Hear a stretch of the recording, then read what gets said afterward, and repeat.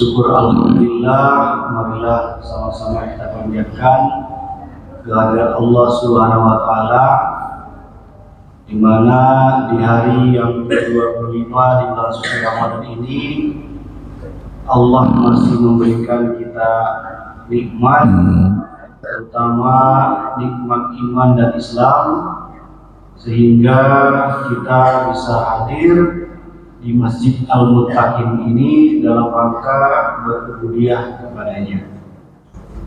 Selanjutnya, salawat dan salam marilah kita limpah curahkan kepada junjungan alam kekasih Allah Nabi Muhammad SAW dengan lafaz Allahumma sholli ala sayyidina Muhammad wa ala ali sayyidina Muhammad. Mudah-mudahan dengan seringnya lisan kita bersalawat kepada beliau, kita mendapat syafaat dari beliau di yaumil akhir. Amin, amin ya rabbal alamin. Pada subuh kali ini, insya Allah kita akan mendengarkan kajian Islam yang akan disampaikan oleh Al-Ustaz Muhammad Fatoni Al-Bar. Marilah kita buka kajian Islam ini dengan membaca basmalah. Bismillahirrahmanirrahim. Kepada Ustaz,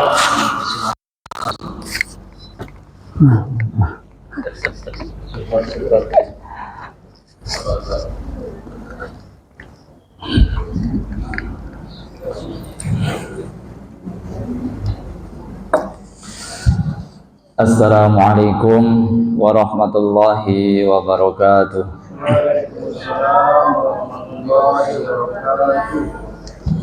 Bismillahirrahmanirrahim. Alhamdulillahi rabbil alamin. Wassalatu wassalamu ala ashrafil anbiya'i wal mursalin wa ala alihi wa sahbihi ajma'in. Qala Allah Ta'ala fil Qur'anil Karim, A'udzu billahi minasy syaithanir rajim. Bismillahirrahmanirrahim. Ya ayyuhalladzina amanu kutiba 'alaikumus shiyam kama kutiba 'alal ladzina min qablikum la'allakum tattaqun. Wa qalat ayatil ukhra wa aqimus salata wa atuz zakata warka'u ma'ar raki'in. Sadaqallahul azim. Bapak Ibu jamaah Masjid Al-Muttaqin yang dimuliakan Allah Subhanahu wa taala, pertama-tama marilah kita selalu bersyukur kepada Allah Subhanahu wa taala dengan mengucapkan alhamdulillahi rabbil alamin. Karena sampai pada pagi hari ini kita semua, terutama yang berada di sini, Allah berikan kesehatan kepada kita, Allah berikan kekuatan kepada kita, Allah berikan kita masih dalam keimanan sehingga kita bisa melangkahkan kaki kita ke masjid yang tercinta ini. Terkadang ada yang diberikan kesehatan namun mungkin imannya dalam keadaan tipis, maka susah untuk pergi ke masjid walaupun ada kesempatan.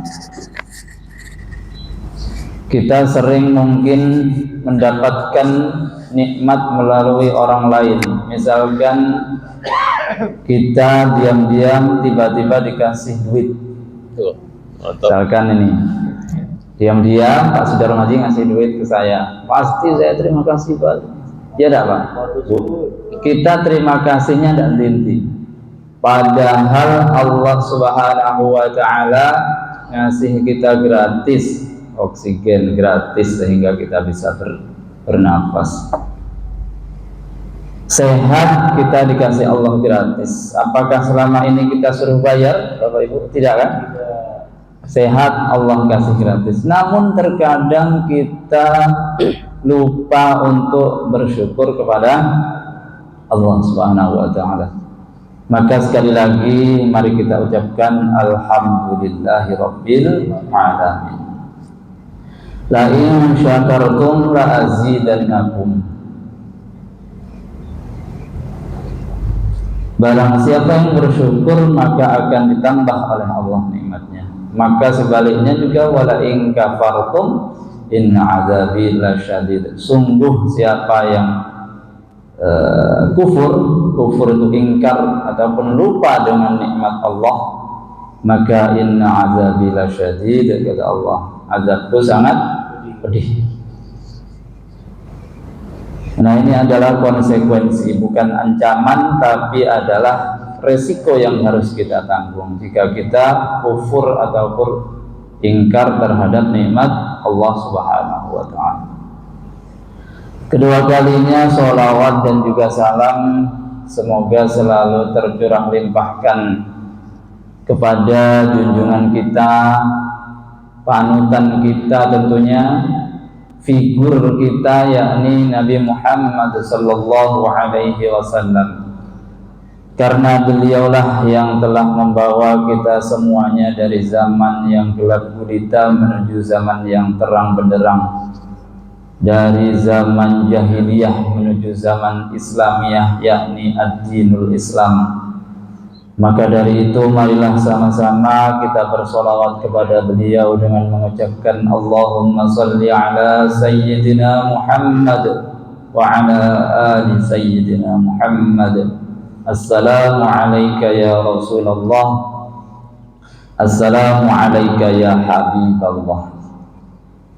Sedikit mengingatkan Bapak Ibu, apabila bahasa Arab itu diawali ya, maka kalimat yang belakangnya harus berbaris atas atau fathah.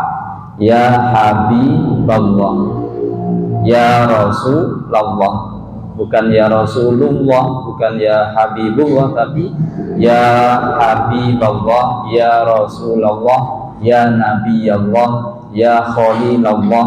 Nah, seperti itu. Bila diawali ya, seperti dalam Al-Quran, qul ya ayyuhal, nah, belakangnya pakai hal. Itu sedikit pengetahuan ya Bapak Ibu. Tadi dapat dari Pak Sudarmati. Munada ya, ya munada namanya. Bapak Ibu yang dirahmati Allah Subhanahu wa ta'ala, beradanya di depan saya ini bukan untuk istilahnya menggurui ataupun saya lebih tahu, tidak. Namun kita mudah-mudahan termasuk orang-orang yang kita belajar agama itu bisa menjadikan kita lebih baik. Bukan kita belajar agama untuk menyalahkan orang lain. Nah, itu yang banyak terjadi pada saat ini. Terkadang saling mencari kesalahan temannya sendiri, sesama muslim lagi. Mudah-mudahan kita termasuk orang yang belajar untuk memperbaiki diri. Tawasau bil haq wa tawasau bis sabr. Bapak Ibu yang dimuliakan Allah Subhanahu wa ta'ala, munada itu dhammah. Ayah? Iya. Ya Habiballah. Bukan ya munada. Ya Ustadu. Iya, tapi kalau di awaliyah biasanya belakangnya fathah. Ya Habiballah, ya Rasulullah, ya Nabi Allah. Nanti dicari-cari lagi coba Bapak Ibu. Baik Bapak Ibu yang dirahmati Allah Subhanahu wa ta'ala, tidak menjelaskan ataupun tentang hal baru di sini, kita coba mutolaah ataupun mengulang kaji kembali tentang sholat. Ya, ini saya catat dari kitab Fathul Qorib ataupun kitab fikih yang biasa dipelajari di pesantren, walaupun kitab dasar ya. Kitab fikih Fathul Qorib ini bermadhab Syafi'iyah. Jadi cocok dengan kita notabene yang berada di Indonesia ini kan mayoritas bermadhab Syafi'i. Sholat yang pertama, dalil yang menyuruh ataupun menganjurkan mewajibkan kita sholat itu ada dalam Al-Baqarah surah ayat 43. Wa aqimus sholata wa atuz zakata warka'u ma'ar raki'in. Wa aqimus sholat, dan laksanakanlah sholat, wa atuz zakah, dan tunaikanlah zakat, bayarlah zakat, warka'u ma'ar raki'in, dan rukuklah beserta orang-orang yang rukuk. Jadi kalau ada biasanya orang bercanda diplesetkan itu warka'u ma'ar raki'in, merokoklah bersama orang, tidak boleh. Warka'u di sini rukuk, ya bukan merokok. Rukuk, warka'u ma'ar raki'in, rukuklah bersama orang-orang yang rukuk. Dalil yang kedua, wa aqimis sholata innas sholata tanha 'anil fahsya'i wal munkar. Ini sering kita dengar, surat Al-Ankabut ayat 45. Laksanakanlah sholat, innas sholata, sesungguhnya sholat, tanha 'anil fahsya'i wal munkar, bisa mencegah daripada kemungkaran. Bapak Ibu, yang pertama adalah faslun wa syaraitu wujubis sholati salasatu asya. Pasal yang menerangkan tentang syarat wajibnya sholat itu ada 3 perkara. Satu, ahaduha al-islamu, yang pertama adalah Islam. Wasani al-bulughu, yang kedua adalah balik. Wasalisu al-aqlu, yang ketiga berakal. Jadi pasal ini menerangkan tentang syarat wajib untuk melaksanakan sholat. Jadi yang namanya syarat, kan ada syarat, ini ada syarat wajib, ada syarat sah, ada rukun. Syarat ini adalah yang menjadikan seseorang tersebut, menjadikan dia wajib untuk melaksanakan ataupun menjalankan sholat. Yang pertama di dalam kitab Fathul Qorib ini diterangkan adalah Islam. Jadi Bapak Ibu, apabila dia Islam seperti kita ini Islam, maka kita dikenai kewajiban untuk melaksanakan sholat. Non Muslim apakah wajib sholat? Tidak. Yang kedua, syarat wajibnya sholat adalah al-bulughu, yakni baligh. Usianya sudah baligh. Misalkan kalau laki-laki berarti kapan dia dikatakan baligh? Jika dia sudah bermimpi basah biasanya. Kalau perempuan biasanya dia sudah datang bulan ataupun haid, maka sudah dikenakan kewajiban sholat. Artinya jika dia tidak sholat maka dosanya ditanggung sendiri. Akan tetapi apakah semasa kecil dia kan tidak wajib, apakah dia boleh tidak sholat? Boleh, akan tetapi wajib bagi kita untuk mengajarkannya sejak dini. Misalkan ketika kita sholat, kita ajak mereka. Jangan sampai kita misalkan, ayo nak sholat, kalau nggak sholat masuk neraka, nggak mau sholat nanti. Misalkan kita ajak dengan kata-kata yang baik, ayo nak sholat, ayo kita masuk surga sama-sama misalkan. Masa iya yang masuk surga bapak ibu aja? Mari kita masuk surga sama-sama misalkan. Maka sejak usia dini, bahkan dalam hadis Nabi itu yang sama-sama kita tahu, umur 7 tahun ya Pak, umur 7 tahun ataupun 10 tahun, jika dia tidak sholat boleh kita Ada yang mengartikan di situ bukan dipukul secara fisik yang keras, bukan, akan tetapi dipukul itu mungkin dengan kata-kata yang agak tegas, ataupun dipukul tapi dengan pukulan yang lemah lembut. Nah, gitu. Intinya ketika sudah balik maka wajib baginya untuk melaksanakan sholat. Yang ketiga yakni al-aqlu, berakal. Maka kalau orang itu berakal sehat maka dia wajib untuk sholat. Misalkan mohon maaf ini seperti saudara kita pian, apakah wajib sholat? Tidak, karena berakal namun sudah kurang sehat. Jadi kalau sudah Islam kemudian balik berakal maka wajib untuk sholat. Ini di dalam Fathul Qorib. Namun Bapak Ibu jangan heran, fikih itu banyak sekali perbedaan pendapat. Misalkan nanti Bapak Ibu baca di buku bacaan lain, syarat wajibnya sholat lebih dari 3 yang saya sebutkan tadi, itu biasa itu. Di dalam buku ini begini, di dalam madhab ini, di dalam madhab ini. Tambahan pasti ada itu. Ada tambahan lainnya.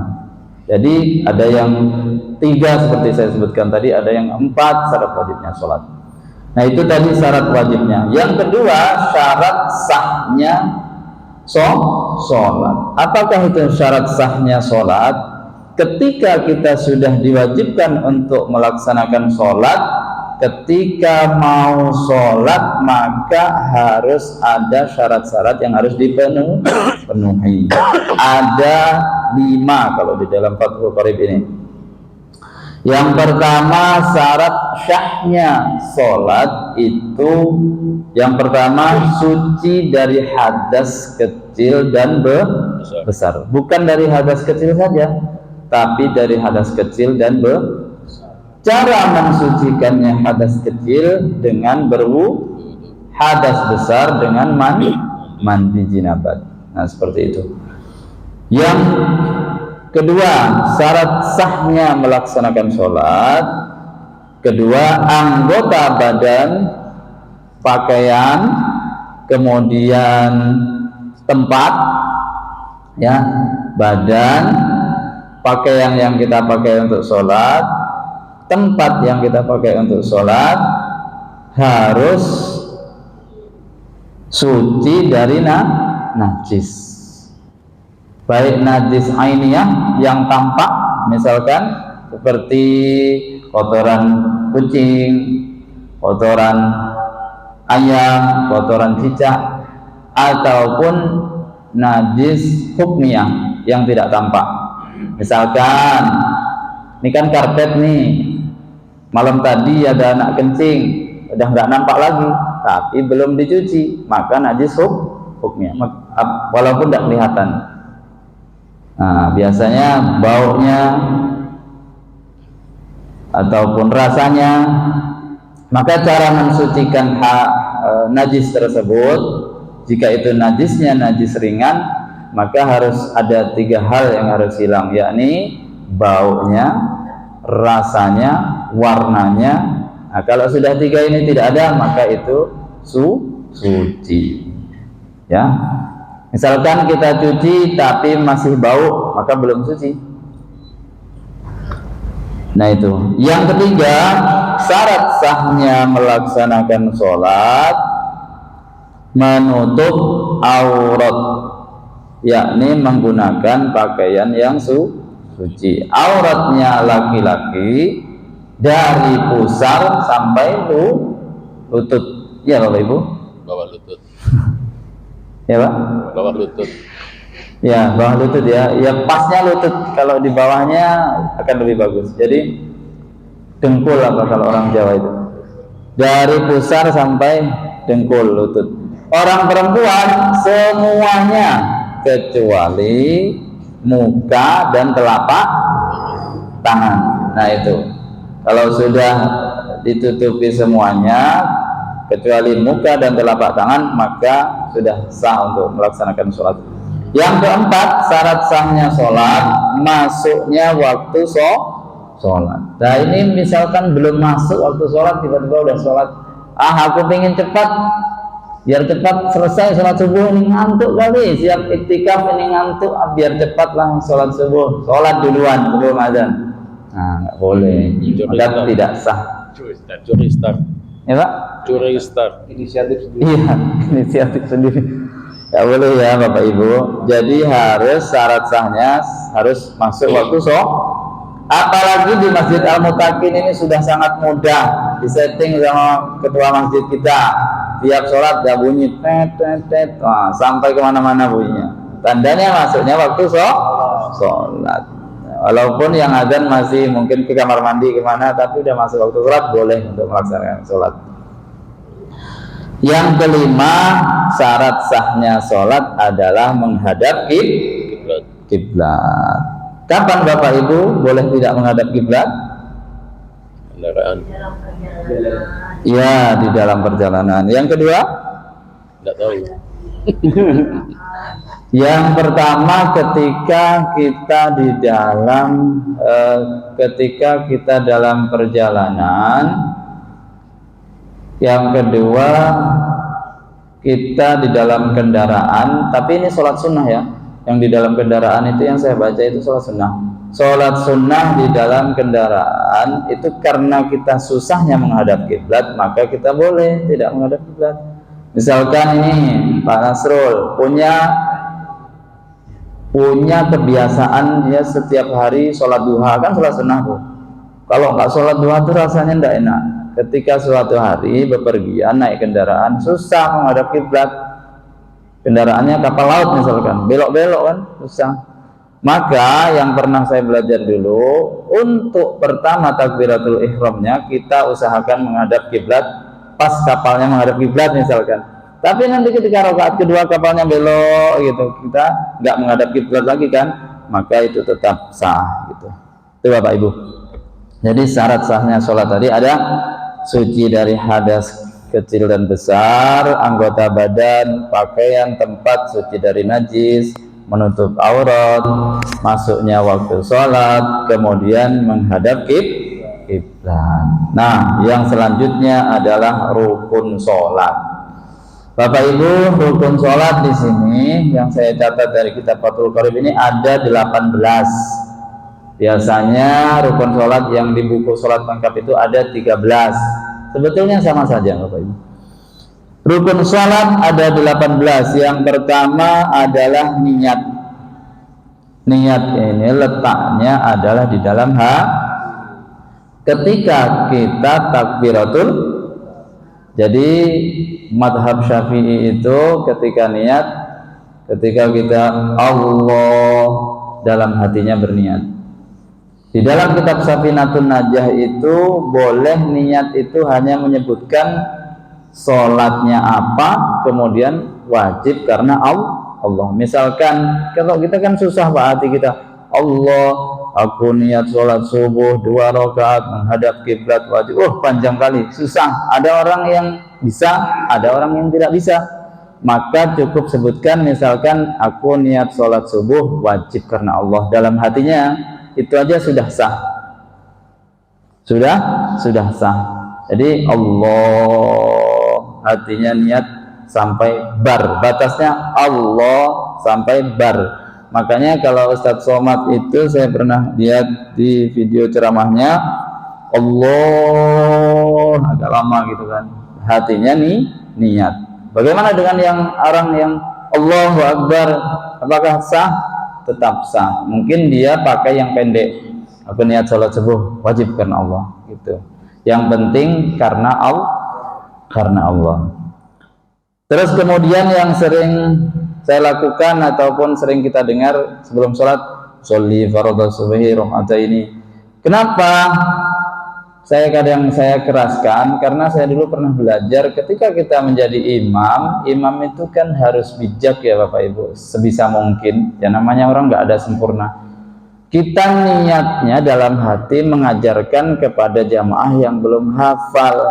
Jadi alangkah baiknya kan niat itu ada dilafadzkan bahasa Arab, namun yang wajibnya adalah sebetulnya di dalam hati. Begitu.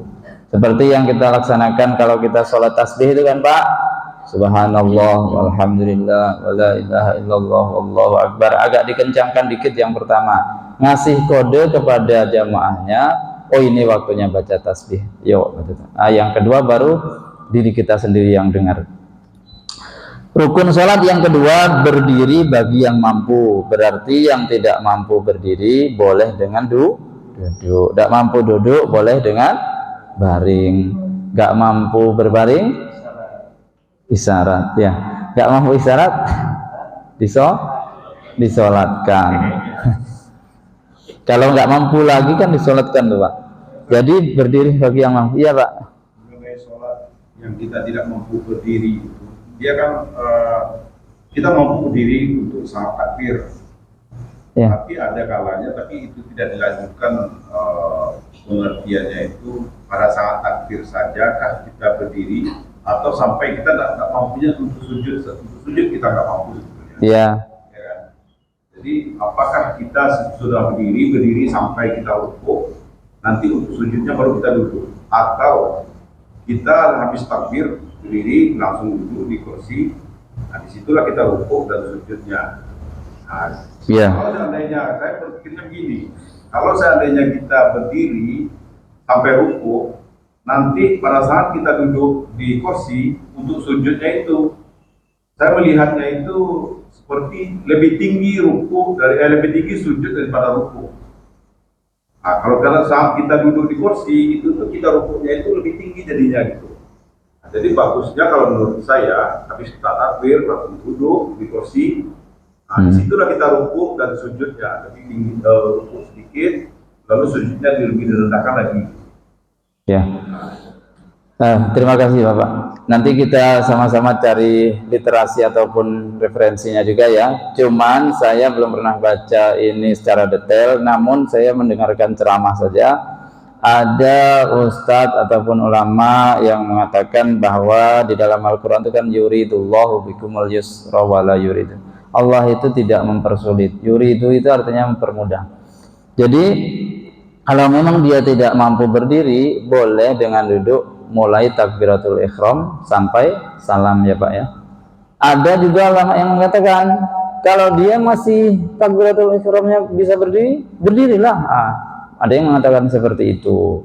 Ya kita tinggal ikuti yang mana. Tapi kalau saya sendiri cenderung ya karena tidak mampu untuk berdiri secara sempurna, maksudnya dari awal sampai akhir, maka duduk tidak mengapa. Dan tata cara rukuk dan sujudnya tentunya diatur sendiri. Misalkan rukuknya, pastinya rukuknya lebih tinggi daripada sujud, ataupun rukuk dan sujudnya sama pun tidak mengapa. Yang membedakan adalah bacaannya. Ya ketika rukuk subhana rabbiyal azimi wa bihamdi, seperti itu. Ketika sujud berarti subhana rabbiyal a'la wa bihamdi. Itu ya Pak ya. Jadi pada intinya adalah nikmat yang terbesar diberikan Allah itu sebetulnya, kalau pernah dengar ceramahnya Gus Baha ya Pak ya, itu ketika kita bisa ditakdirkan Allah bisa sujud. Ketika seperti kayak kita sehat seperti ini Pak, bisa sujud dengan sempurna, bersyukurlah. Itu nikmat yang terbesar bagi kita. Nah, kenapa kita disuruh sholat sunnah itu pindah dari tempat yang kita sholat wajib tadi, supaya di sana menjadi saksi kita, di situ menjadi saksi kita. Jadi ketika di akhirat saksi kita sholat itu banyak.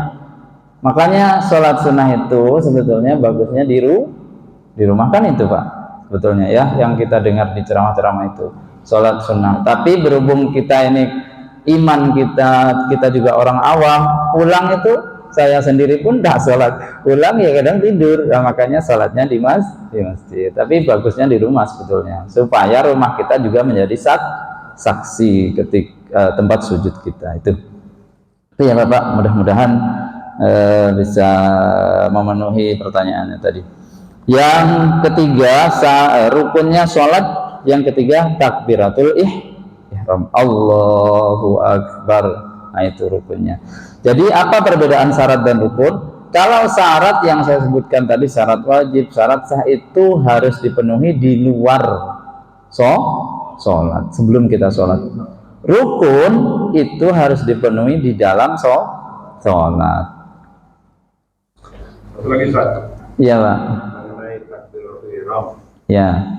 Kita mengikut imam. Ya.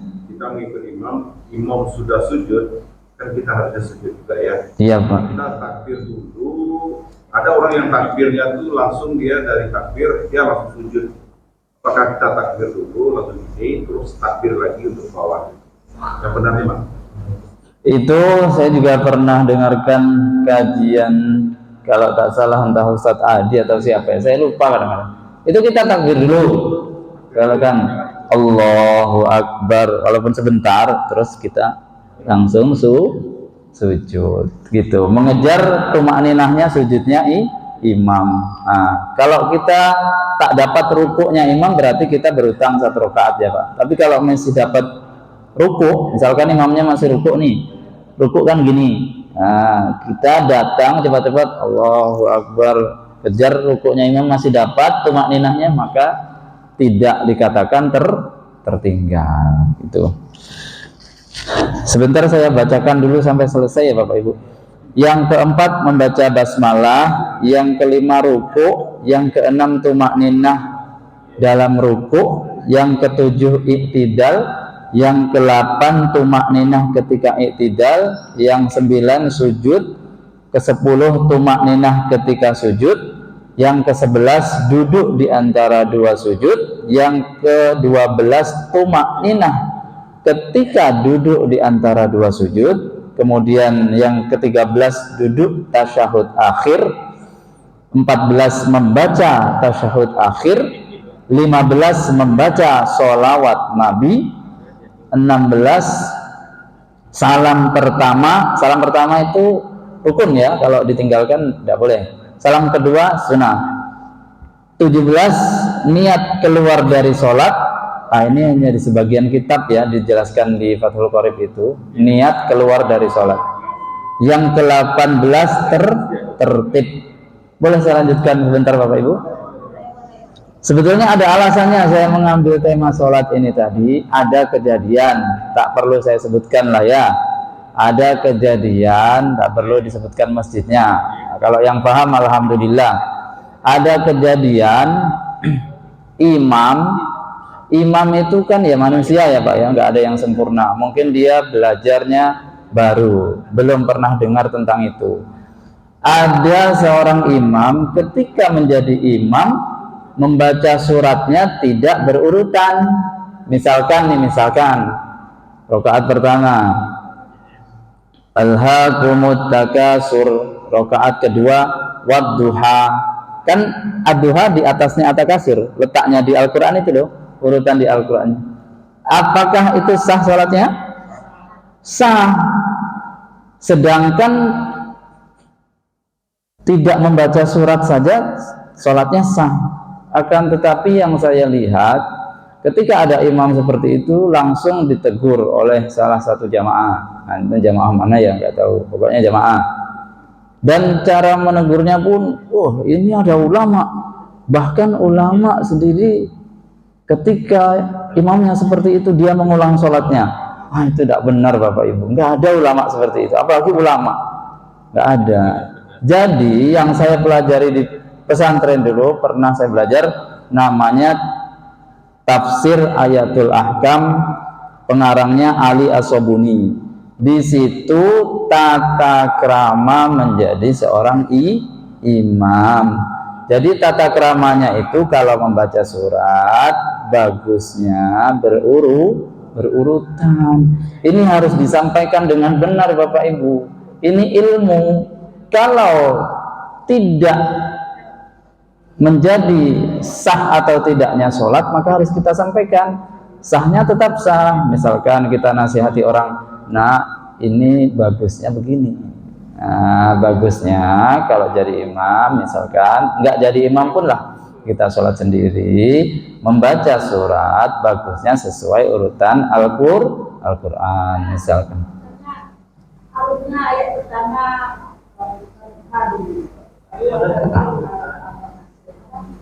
Saya sampaikan itu tadi.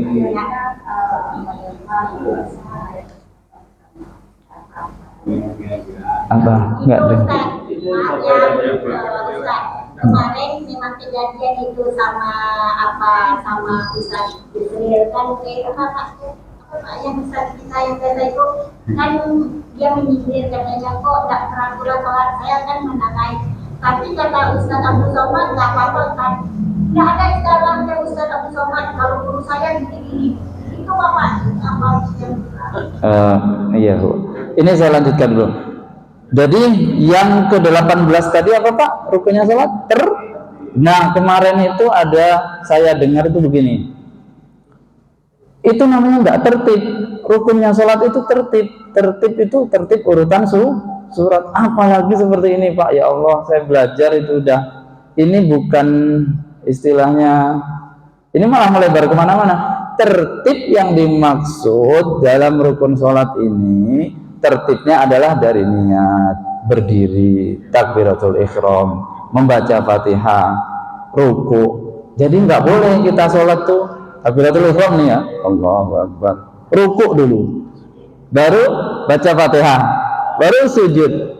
Nah itu namanya tidak tertib. Yang dimaksud di situ bukan tertib termasuk urutan bukan. Nah seperti itu Bapak Ibu. Jadi yang seperti saya katakan di awal tadi, mudah-mudahan kita belajar menjadikan kita lebih baik, bukan langsung menjustis ataupun istilahnya menyalahkan ketika orang, walaupun orang itu mungkin ada kesalahan ya, tapi kalau memang itu tidak merusak sah ataupun tidaknya sholat, maka wajib kita sampaikan. Ini secara sahnya tidak merusak, tetap sah. Sedangkan surat itu, membaca surat itu sunnah, bukan wajib. Rukunnya membaca Fatihah. Itu yang pertama, poin yang harus kita pegang. Mau dia baca suratnya tidak berurutan, itu urusan kedua. Lebih baik tata keramanya berurutan, seperti itu. Terus kemudian tumakninah, Bapak Ibu coba kami tanya, tumakninah itu ukurannya seberapa? Ya, Pak Darmaji ini betul. Saya baca di kitab dulu Safinatun Najah namanya. Jadi ukuran orang tumakninah, misalkan nih sujud nih ataupun ruku, ukurannya itu baca dengan tartil kalimat subhanallah. Misalkan nih ruku subhanallah, itu sudah dikatakan tumakninah. Namun bacanya harus tartil. Ada yang mengatakan ketika ruku subhana rabbiyal azimi wa bihamdih Allahu akbar sami Allahu liman hamidah, itu sudah dikatakan tumakninah. Nah jadi juga ini harus disampaikan loh. Kita tidak boleh menyampaikan misalkan nanti ke anak-anak kita atau ke siapa, kita sampaikan, nak kita menghadap kepada Allah, kita sholat harus baca ini 3 kali ataupun 5 kali, harus lama. Masa iya kita ngomong sama orang cepat, ngomong sama Allah lama? Betul, sama Allah memang harus lama, tapi harus kita sampaikan ilmunya begini. Oh tumakninah itu ukurannya begini. Jadi ada orang yang sholatnya cepat, tidak salah. Orang yang sholatnya lama, betul. Jadi semuanya betul Bapak Ibu. Ya, yang nggak betul nggak sholat. Kemudian yang nggak betul lagi, kalau ini saya juga nggak setuju yang terlalu cepat. Bismillahirrahmanirrahim. Dolin, amin, kan ada itu di video-video. Nah itu kalau saya juga nggak setuju. Tapi ukuran tumakninah itu cukup menyebutkan subhanallah. Itu sudah dikatakan tumakninah. Saya pernah terus terang mempraktekkan sholat ini. Jadi Bapak Ibu, ilmu itu kalau tidak kita praktekkan kan hilang. Maka jangan kita tahu rukunnya sholat, kita praktekkan yang rukun saja coba sekali-kali. Ketika kita mau bepergian misalkan, baca Fatihah habis itu ruku. Bukan saya ngajarkan untuk kayak gitu, bukan. Sekali aja seumur hidup. Jadi itu ya Bapak Ibu, mudah-mudahan itu soal apa itu Ustaz? Kita harus niatkan waktu mau berakhir salat itu kita harus melepaskan sholat. Oh iya, itu tadi yang saya sebutkan di dalam kitab Fathul Qorib itu termasuk rukunnya yang ke-17 itu niat keluar dari sholat. Hati kita saja yang niat. Assalamualaikum warahmatullah. Hati kita, ya Allah aku niat keluar dari sholat ini. Jadi ketika Bapak Ibu, sebetulnya udah boleh ketika kita masbuk, imam kan Assalamualaikum warahmatullah.